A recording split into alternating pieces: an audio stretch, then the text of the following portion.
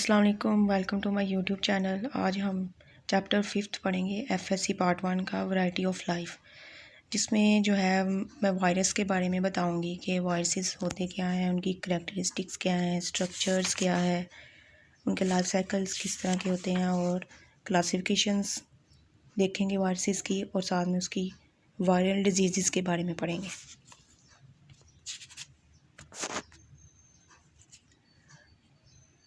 पहले हम इसका इंट्रो देख लेते हैं। वायरसेस क्या होते हैं। वायरसेस जो हैं वो न्यूक्लिक एसिड और प्रोटीन पार्टिकल्स पर मुश्तमिल होते हैं। ये सेल्स में रेप्लिकेट करते हैं और उसके बाद डिजीज़ काज करते हैं। वायरस की स्टडी को हम वायरोलॉजी कहते हैं। इन्होंने क्या करना होता है कि होस्ट को पहले रिकॉग्नाइज करते हैं और वहाँ पे जाके होस्ट की मशीनरी को यूज़ करते हैं और अपनी सिंथेसिस को बढ़ाते हैं। जैसे ही वो अपनी सिंथेसिस को बढ़ा लेते हैं तो दूसरे सेल्स में ट्रांसफ़र हो जाते हैं। वायरस जो लफ्ज़ है वो एक लतीनी ज़ुबान से निकला है, जिसका मतलब है वेनम, मतलब पॉइजनस फ्लूइड। ये नॉन सेलुलर है, जिसमें आरएनए और डीएनए पर मुश्तमिल होता है। इसका जो कोट है वो प्रोटीन्स का बना होगा और इसकी जो रिप्रोडक्शन है वो सिर्फ लिविंग सेल्स में होगी।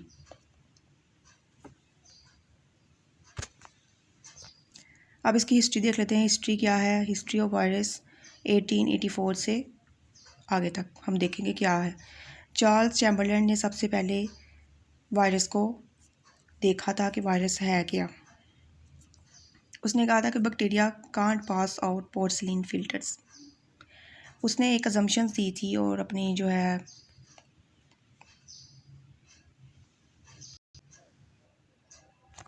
चार्ल्स चैम्बरलेन ने क्या देखा कि उसने पोर्सिलिन फ़िल्टर्स में कुछ एंटिटीज़ के बारे में देखा। उसने देखा कि बैक्टीरिया जो है वो पोर्सिलिन फ़िल्टर से पास आउट नहीं होते, लेकिन कुछ ऐसे भी एजेंट्स हैं जो कि इस फ़िल्टर से पास आउट हो जाते हैं। इसकी बिना पे उसने इन्हें वायरस का नाम दे दिया और बैक्टीरिया से उसको अलग कर दिया। They named as filterable viruses.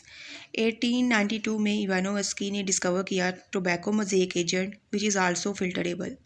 तो उसने भी उसका जो था एजेंट को वो फिल्टरेबल था, तो उसे बैक्टीरिया की कैटेगरी से अलग कर दिया।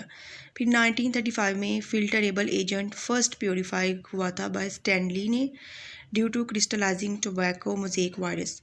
स्टैनली भी एक साइंटिस्ट था। 1935 में उसने टोबैको मोज़ेक वायरस को क्रिस्टलाइज किया और उस फिल्टरेबल एजेंट को प्योरीफाई किया। प्योरीफिकेशन करने के बाद उसने अपना जो है ये काम बताया और उसे कह दिया कि ये बैक्टीरिया से बिल्कुल एक अलग चीज़ है। मतलब जो मेजर डिफरेंस इनमें क्या है कि बैक्टीरिया पोर्सिलिन फ़िल्टर से पास आउट नहीं होते, बल्कि जो फिल्टरेबल वायरसेस हैं, इन्हीं सारे वायरसेस वो पोर्सिलिन फ़िल्टर से पास आउट हो जाते हैं।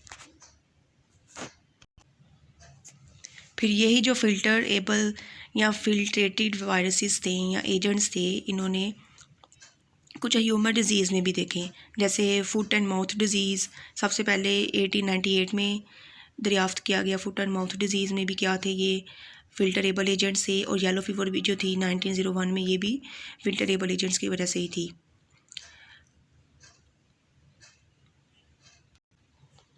अब हम इसकी करैक्टरिस्टिक्स के बारे में जानते हैं कि वो किस तरह की होती हैं। पोक्स वायरस जो है उसका डायमीटर या साइज़ जो है वो 250 नैनोमीटर से लेके 20 नैनोमीटर पर वायरस। पोक्स वायरस जो है वो 250 नैनोमीटर पर मुश्तमिल होता है, जबकि पार्वो वायरस जो है वो 20 नैनोमीटर पर मुश्तमिल होता है। अब जो वायरस है वो 10 to 1000 टाइम्स स्मॉलर है बैक्टीरिया से। ये आर्टिफिशियल मीडिया में ग्रो नहीं करता।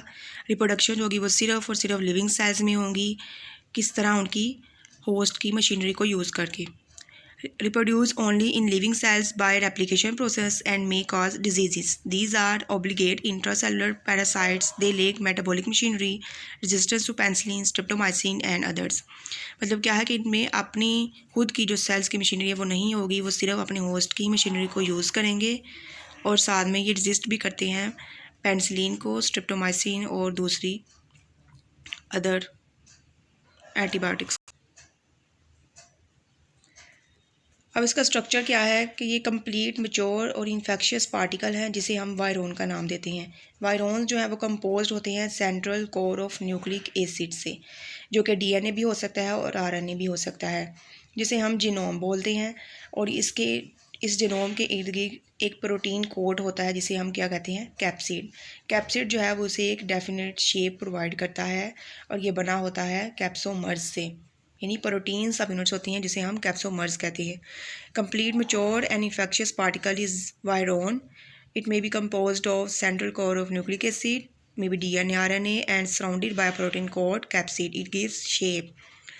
Capsid made up of proteins which are called capsomers.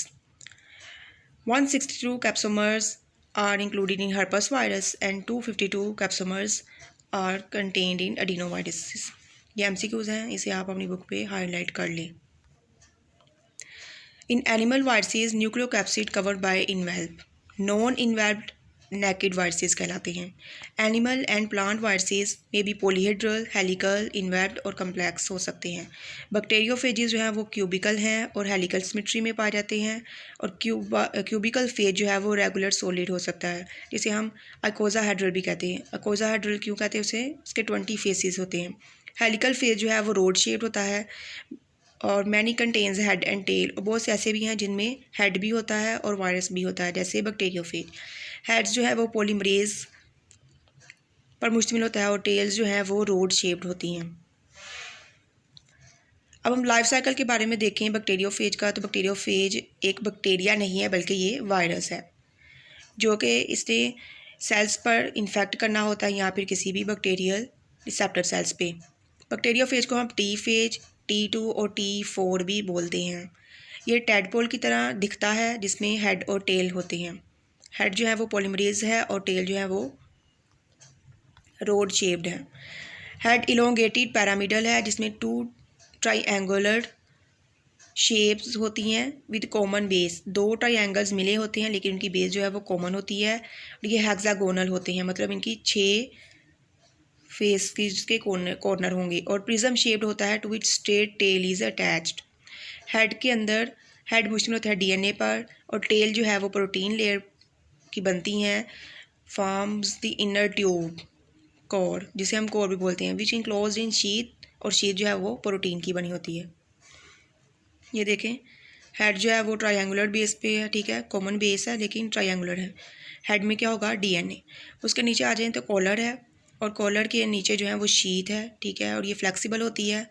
Sheath की बेस प्लेट पे क्या लगा हुआ है, लॉन्ग टेल ऑफ फाइबर्स हैं जिन्हें हम टेल में लेके आते हैं। कॉलर, शीथ, बेस प्लेट और टेल फाइबर्स ये किस में आती हैं, टेल रीजन में। और हेड में क्या आता है कि उसका हेड है और साथ में जो भी है उसमें DNA है या RNA है, एंटिटीज़ जो हैं DNA की वो हेड में होती हैं। अब हम देखते हैं शीथ और कॉलर के बारे में। One side of sheath is collar. Sheath के एक तरफ कॉलर है और दूसरी सेकंड साइड जो है वो शीथ की इसमें एंड प्लेट। ये देखें, नीचे देखें, शीथ को अगर हम देखें तो शीथ के एक तरफ क्या है, कॉलर अटैच है, दूसरी तरफ क्या है, बेस प्लेट है। और बेस प्लेट के साथ क्या है, टेल फाइबर्स। एंड प्लेट में 6 टेल फाइबर्स अटैच्ड हैं जो कि क्या करती हैं, अटैचमेंट कराती हैं। और अटैचमेंट के बाद उन्होंने क्या करना होता है, अपनी एंटिटीज़ जो हैं हेड के अंदर जो है न्यूक्लियस, उसे होस्ट सेल में इंजेक्ट कर देना होता है। और इसका जो वॉल्यूम है वो 1/1000 ऑफ द होस्ट सेल्स पर होता है। अब इसमें 2 साइकिल स्टार्ट होते हैं। एक को कहते हैं लेटिक साइकिल, यानी ये वायलेंट फेज है, मतलब जब इसकी सिंथेसिस होगी तो वो ज़्यादा फेजेस बन जाएंगे और वो जो फेजेस होंगे वो आसपास वाले सेल्स को भी इफ़ेक्ट करेंगे। और जो दूसरा फेज है वो है लाइसोजेनिक फेज, वो उसके बाद आता है, ठीक है। पहले है लेटिक साइकिल और वायलेंट फेज। बैक्टीरियोफेज जो है वो रेप्लिकेट करते हैं बैक्टीरियल सेल के अंदर। फर्स्ट स्टेप जो है वो बैक्टीरियोफेज रेप्लिकेशन का वो है अटैचमेंट। अटैचमेंट में क्या होगी, एड्जॉर्प्शन होगी। कहाँ पे, होस्ट सेल्स के रिसेप्टर साइड के ऊपर। और ये रिसेप्टर साइड कहाँ पे होते हैं, बैक्टीरियम की सेल वॉल पे। और बैक्टीरियम की सेल वॉल जो है वो किससे बनी होती है, पेप्टाइडोग्लाइकन से। अब अटैचमेंट के दौरान क्या होगा कि वीक केमिकल यूनियन होगा बिटवीन वायरोन एंड रिसेप्टर साइड के दरमियान। रिसेप्टर साइड किसकी, बैक्टीरियल सेल वॉल की। और वायरोन जो हम पढ़ रहे हैं बैक्टीरियोफेज, उसके दरमियान एक केमिकल यूनियन होगा, ठीक है। मतलब थोड़ी सी इस अटैचमेंट के बाद ही केमिकल यूनियन होगा और वहाँ पे रिसेप्टर साइट के ऊपर या रिसेप्टर साइट पे जो होगी टेल्स की वो अटैच हो जाएंगी। उसके बाद क्या है, सेकंड स्टेप है पेनिट्रेशन। टेल रिलीज़ करेगा इंजाइम लाइसोजाइम को। लाइसोजाइम ने क्या करना है, बैक्टीरियल सेल वॉल की अब्जॉर्प्शन कर लेगा या उसे डिज़ोल्व कर लेगा। अब जो टेल शीट है वो कंट्रैक्ट होगी और टेल कोड जो है वो उसे फोर्स करेगा सेल के अंदर through the cell wall and cell membrane. Tail sheath contract हुई, टेल कोड जो थी वो उसे सेल वॉल के अंदर दंसाएगी। अब जो वायरस होगा इंजेक्ट कर देगा अपना डीएनए सेल के अंदर। जिस तरह सिरिंज जो है अगर वो फ्लूइड या वैक्सीन पर मुश्तमिल होती है और ह्यूमंस में इंजेक्ट की जाती है या दूसरे एनिमल्स में, तो बिल्कुल इसी तरह का प्रोसेस जो है ये बैक्टीरियोफेज में होता है। अपना वैक्सीन जो है वैक्सीन कह रही हूँ, उसका जो डीएनए है वो इंजेक्ट कर देगा होस्ट के अंदर यानी बैक्टीरियल सेल्स के अंदर। अब डीएनए के ऊपर होगा protein code which forms the phase head, क्योंकि डीएनए तो प्रोटीन कोड यानी जो फेज का जो हेड है उसके अंदर है। जो फेज हेड होगा और टेल के जो स्ट्रक्चर्स होंगे वो सेल के बाहर ही रह जाएंगे और सिर्फ अंदर क्या जाएगा, DNA molecule. Many animal viruses जो हैं एंटर दी होस्ट सेल, लेकिन बहुत से ऐसे एनिमल वायरसेस भी जो हैं, ऐसे एनिमल वायरसेस भी हैं जो कि होस्ट सेल के अंदर पूरे का पूरा चले जाते हैं, लेकिन ये बैक्टीरियोफेज जो है इसका सिर्फ डीएनए ही जाएगा। उसके बाद क्या होता है कि जैसे ही टेल कंट्रैक्शन हुई और पेनिट्रेशन भी हो गई तो डीएनए इंजेक्शन भी हो गया। उसके बाद आता है replication of viral DNA and synthesis of protein. जैसे ही वो अंदर गया उसने होस्ट की मशीनरी को कंट्रोल में ले लिया और अपने डीएनए और प्रोटीन को सिंथेसाइज करना शुरू कर दिया। 25 मिनट में उसने क्या किया, 200 बैक्टीरियोफेजेस को बना लिया। अब आप अंदाज़ा लगाएं कि हर 25 मिनट में 200 बैक्टीरियोफेज बन रहे हैं और उसकी कितनी ज़्यादा प्रोडक्शन हो जाएगी। उसके बाद क्या होगा कि बैक्टीरियल जो सेल है वो बर्स्ट हो जाएगा क्योंकि उसके अंदर लाइसिस हुई है। फिर जो न्यूली फेजेस होंगे वो रिलीज़ होंगे, ठीक है। न्यूली फेज जो हैं वो रिलीज़ होंगे और बैक्टीरिया के दूसरे सेल्स को भी इन्फेक्ट करेंगे। फिर इसके साथ ही सेकंड साइकिल भी शुरू हो जाएगा जिसे हम बोलते हैं लेटिक साइकिल। लेटिक साइकिल जो है the phage which causes lysis of the host cell is known as lytic cycle. अब ये आप देखें कि लेटिक साइकिल कैसे स्टार्ट हुआ। सबसे पहले फेज जो है उसने बैक्टीरियल सेल वॉल के ऊपर रिसेप्टर साइट को रिकोगनाइज़ किया, रिसेप्टर एक दूसरे के साथ मिल गए, वी केमिकल यूनियन हुआ। उसके बाद अब्जॉर्प्शन हो गई टेल से, ठीक है। अब्जॉर्प्शन के बाद क्या हुआ, पेनिट्रेशन हुई, डीएनए को इंजेक्ट कर दिया है। फिर जो डीएनए फेज है, फेज का जो डीएनए है वो रेप्लिकेट होगा और वहाँ पे जाके न्यू फेज जो है वो बनेंगे। न्यू फेज जैसे ही बन जाएंगे, उनका डीएनए, उनका हेड और टेल्स वगैरह बनेंगी, तो बाद में फेज असेंबल हो जाएगा। असेंबल होने के बाद सेल्स के अंदर जो है फेज की बहुत ज़्यादा कंसनट्रेशन हो जाएगी और सेल के अंदर लाइसिस होगी, मतलब सेल्स टूटेगा और फेज बाहर निकल आएंगे। इस तरह ये सारा साइकिल स्टार्ट हो जाएगा। और दूसरा साइकिल लाइसोजेनिक साइकिल, जिसे हम टेम्परेट साइकिल भी बोलते हैं। Viral DNA incorporated into bacterial chromosome it called prophase. वहाँ पे क्या था कि जो रेप्लिकेशन हो रही थी फेज डीएनए की वो अलग से हो रही थी। उन्होंने वायरल डीएनए को बैक्टीरियल डीएनए को कुछ भी नहीं किया। बैक्टीरियल डीएनए की एप्लीकेशन अलग से हुई, उसकी अलग से। लेकिन यहाँ पे क्या होगी कि जो वायरल डीएनए का जो होगा ना पार्ट, वो अटैच हो जाएगा बैक्टीरियल क्रोमोसोम के साथ। ये जो है साइकिल एक दूसरे से डिफरेंट है किस बेस पे, अटैचमेंट की बेस पे। अब वायरल डीएनए बैक्टीरियल क्रोमोसोम्स का पार्ट हो जाएगा, उसका हिस्सा बन जाएगा and passes to each daughter cell in all generation. और फिर हर जनरेशन में उसकी जो है डाटा सेल्स वो मौजूद होंगे। Sometimes viral DNA detached and lytic cycle start. लेकिन बाज़ औक़ात ऐसा भी होता है कि वायरल डीएनए जो है वो बैक्टीरियल क्रोमोसोम से डिटैच हो जाएगा और दोबारा से लेटिक साइकिल स्टार्ट हो जाएगा। इस प्रोसेस को हम कहते हैं इंडक्शन, ठीक है।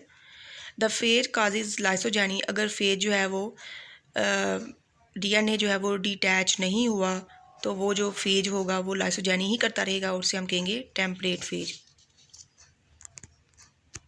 अब इस साइकिल में देखें, प्रोकैरियोटिक सेल है, बैक्टीरियोफेज ने अपना डीएनए सेल के अंदर रिलीज़ किया, ठीक है। अब जो फेज डीएनए था वो उसने ख़ुद को होस्ट सेल में इंटीग्रेशन करवा ली।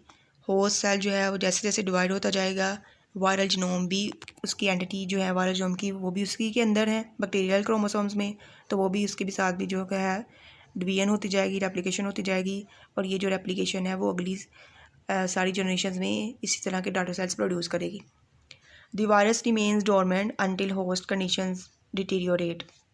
जैसे ही होस्ट की कंडीशंस ख़त्म हुई तो वायरस जो है वो अपनी जो डोरमेंसी है उसे तोड़ेगा और एक्टिव हो जाएगा।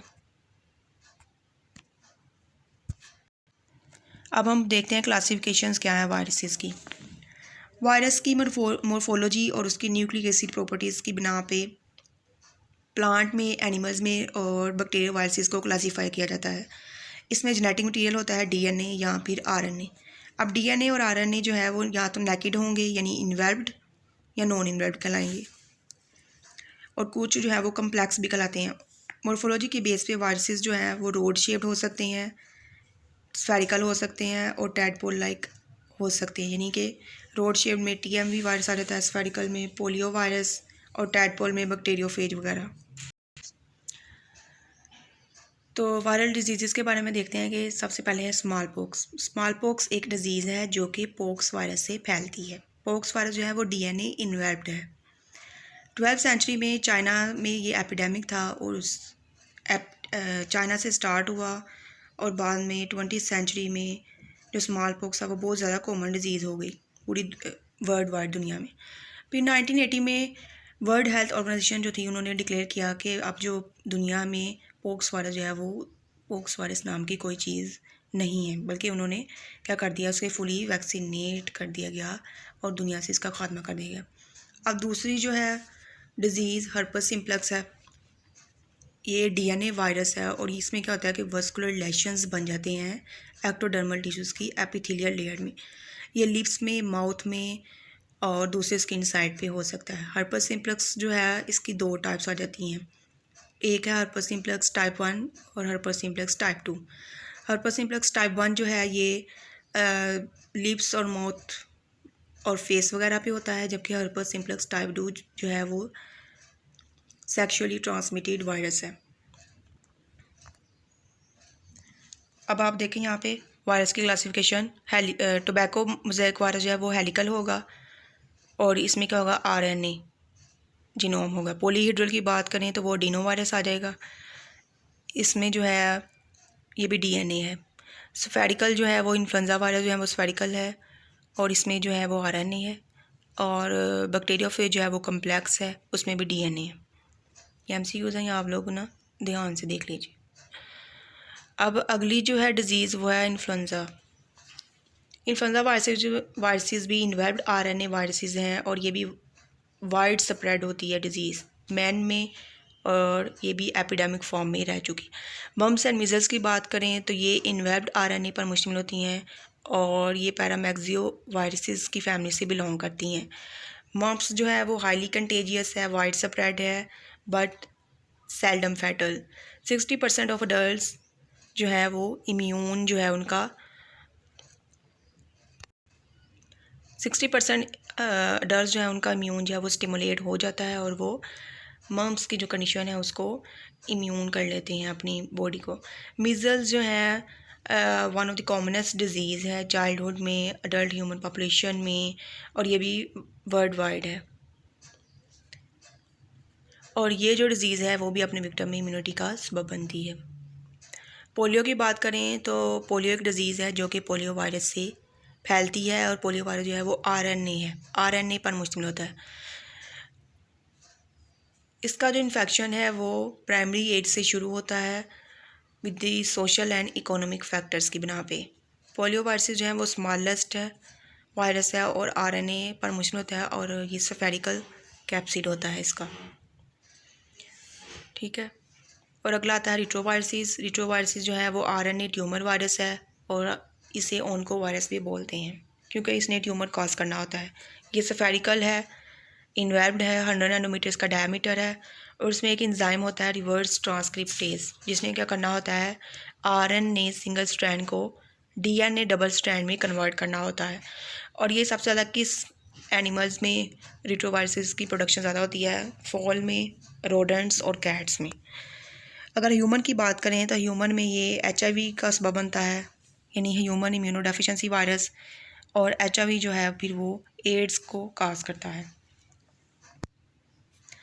अब देखें HIV की शेप किस तरह की होती है। हेपेटाइटिस B की इबोला वायरस इलोंगेटेड है, बैक्टीरियोफेज जो आपने पढ़ लिया। इन्फ्लुएंजा का देखें, इन्फ्लुएंजा और HIV थोड़ा बहुत ही डिफरेंस है। और एडिनो वायरस।